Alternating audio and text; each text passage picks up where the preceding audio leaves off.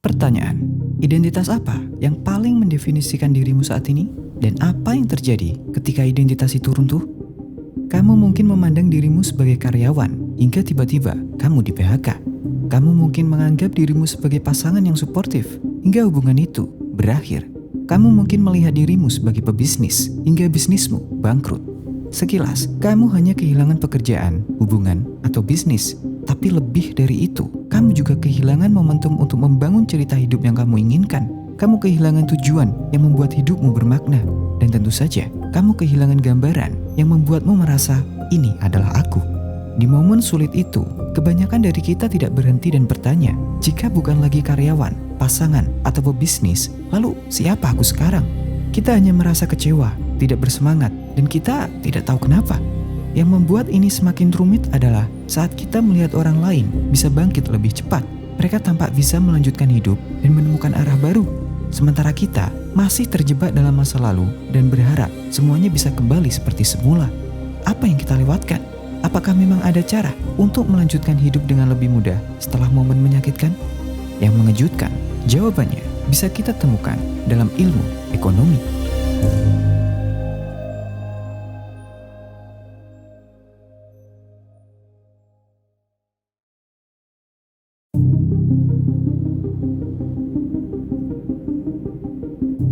Kamu pasti familiar dengan istilah ini, diversifikasi. Strategi menyebar investasimu ke berbagai jenis aset berbeda, seperti saham, obligasi, properti, dan lainnya, agar kamu tidak terlalu bergantung pada satu sumber saja. Kenapa ini penting? Bayangkan, kamu hanya menginvestasikan seluruh uangmu di satu aset, saham misalnya. Apa yang terjadi jika harga saham itu anjlok? Kamu bisa kehilangan banyak, bahkan semuanya. Satu kegagalan bisa menghancurkan kondisi keuanganmu.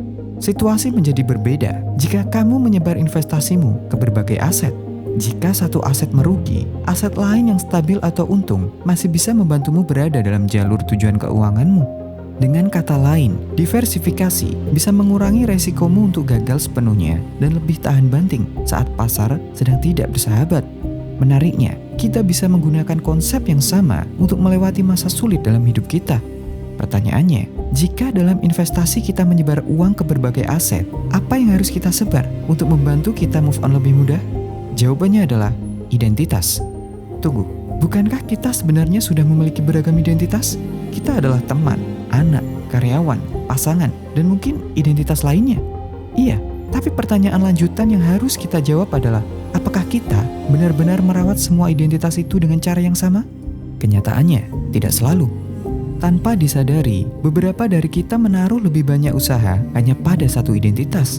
Misalnya, sebagai karyawan. Identitas ini menjadi dominan karena pencapaiannya bisa diukur secara konkret lewat gaji, jabatan, atau apresiasi kerja.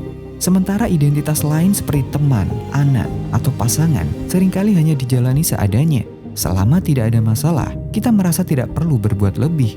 Kita jarang meluangkan waktu untuk lebih memahami, menghargai, atau memperkuat identitas-identitas ini. Bukan karena tidak penting, tapi karena hasilnya sulit diukur atau tidak langsung terlihat. Lama-kelamaan, identitas-identitas ini melemah. Mereka tidak mampu menjadi sumber kita untuk merasa berharga, tidak bisa menjadi tujuan baru saat hidup terasa berat. Jelas, ini bukan bentuk diversifikasi identitas yang sehat. Bayangkan saja, jika identitas karyawan yang selama ini kita andalkan tiba-tiba hilang karena PHK dan identitas lain tidak kuat untuk menopang, bukankah akan semakin sulit bagi kita untuk move on? Yang lebih buruk, stres bisa mengambil alih segalanya, membuat kita merasa hampa, kehilangan arah, dan kesulitan beradaptasi dengan kenyataan yang baru. Greg Bellington, seorang atlet triathlon asal Amerika, mengalaminya sendiri ketika identitas atletnya hancur karena gagal mendapat medali Olimpiade. Dia sadar bahwa saat ini tidak ada yang mengisi kekosongan itu. Itu hanya bagian kecil yang kosong dan untuk sementara tidak apa-apa, asal terisi sebelum mulai memburuk. Ungkapan Greg adalah pengingat penting bahwa tidak apa-apa jika identitas yang sedang kita perjuangkan runtuh atau tidak lagi bekerja. Tidak apa-apa memberi waktu untuk merasa hancur. Tapi pastikan bahwa kita memiliki identitas lain yang bisa diekspresikan agar kita bisa mengelola dampak emosional dari luka lama, agar kita bisa move on dengan lebih mudah. Perlu diingat bahwa menjalani identitas lain bukan berarti membuang identitas lama. Jika identitas lama memang layak diperjuangkan, kita bisa membangunnya kembali secara perlahan ketika waktunya tepat. Yang jelas, kita perlu membangun beragam identitas dan merawatnya secara sama. Jika kamu seorang karyawan, kamu bisa menekuni identitas lain sebagai fotografer atau pengrajin kayu. Jika kamu seorang ibu, kamu bisa mendalami identitas sebagai penulis atau juga pecinta tanaman. Tujuannya, jika satu identitas gagal, kita memiliki cara lain untuk mendefinisikan diri. Sayangnya, penerapan diversifikasi identitas tidak pernah mudah.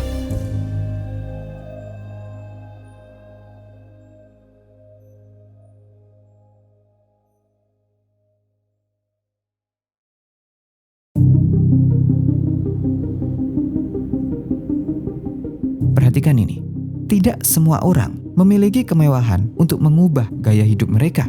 Bagi mereka yang masih bergulat dengan kebutuhan dasar, fokus utama mereka hanya satu, bertahan hidup hari ini. Mengembangkan identitas atau mengevaluasi kesehatan mental kalah mendesak dibandingkan kebutuhan untuk makan dan membayar tagihan. Apakah ini berarti kita yang memiliki hidup lebih stabil terbebas dari tantangan untuk mendiversifikasi identitas? Jangan harap.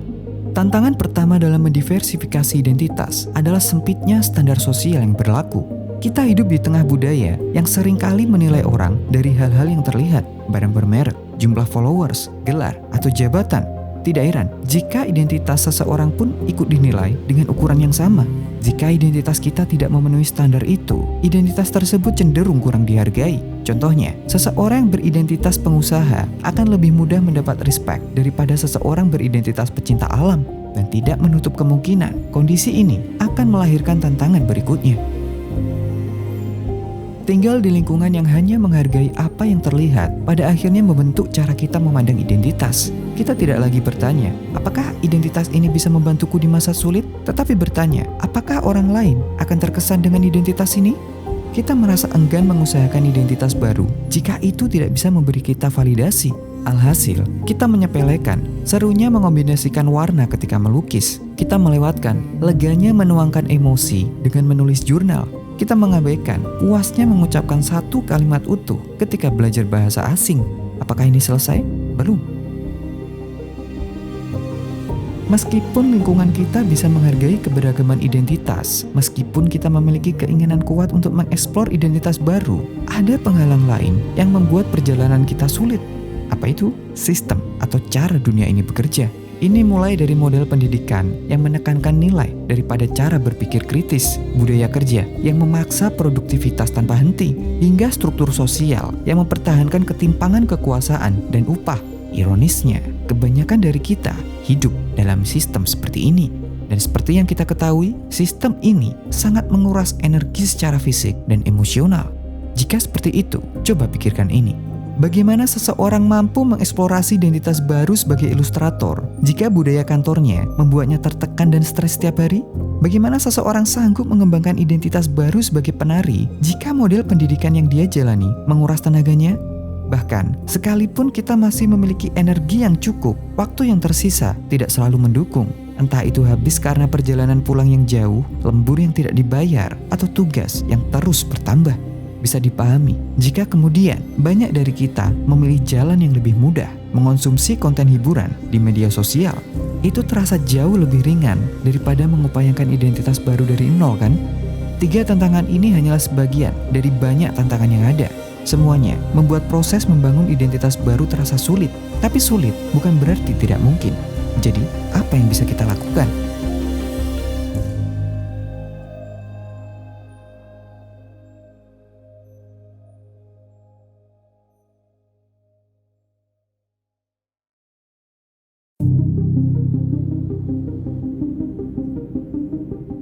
Tantangan dalam membangun identitas seringkali menciptakan dilema. Jika kita memilih bertahan dengan hanya mengandalkan satu identitas, kita semakin rapuh saat identitas itu tidak lagi relevan atau gagal memenuhi harapan kita. Di sisi lain, mencoba mengembangkan terlalu banyak identitas juga tidak lebih baik. Selain tidak bisa mengupayakannya secara optimal, kita juga bisa merasa kewalahan. Jadi, bagaimana cara membangun beragam identitas? Kuncinya bukan sekedar menambah jumlah, tapi kualitasnya. Artinya, beberapa identitas saja cukup asalkan bermakna dan kuat. Bermakna artinya identitas-identitas itu bisa memberikan kepuasan batin meskipun tanpa pengakuan atau imbalan eksternal. Misalnya, Jika kamu membangun identitas sebagai pelukis, pastikan itu bukan karena pujian atau uang, tetapi karena melukis bisa memberimu ruang mengekspresikan emosimu. Jika kamu mengusahakan identitas sebagai pemain catur, pastikan itu bukan hanya karena mengejar hadiah, tetapi karena bermain catur membuatmu merasa tertantang atau meningkatkan kemampuanmu berpikir strategis. Sedangkan kuat, artinya identitas-identitas itu memiliki ritme, kebiasaan, dan komunitas yang memperdalam keterlibatan kita dan memberi kesempatan untuk berkembang. Contohnya, jika kamu menguatkan identitas sebagai pelari, bergabunglah dengan komunitas jogging pagi. Itu membuatmu tetap konsisten, termotivasi, dan membuka peluang untuk membentuk support system baru.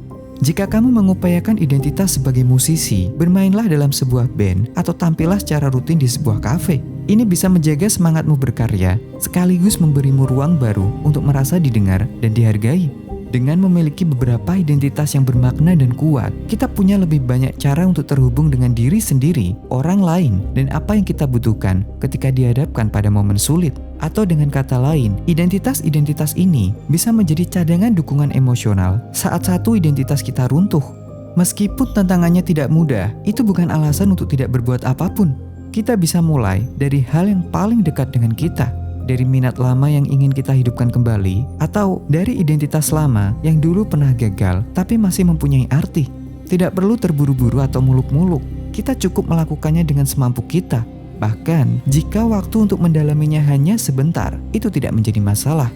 Sama seperti investor yang menyebar aset untuk bertahan dalam krisis, kita juga perlu menyebar identitas dan merawatnya agar bermakna dan kuat. Dengan begitu, kita memiliki peluang lebih besar untuk bertahan dan move on lebih mudah ketika hidup memberi kejutan yang menyakitkan. Jadi, identitas apa yang ingin kamu bangun atau pulihkan?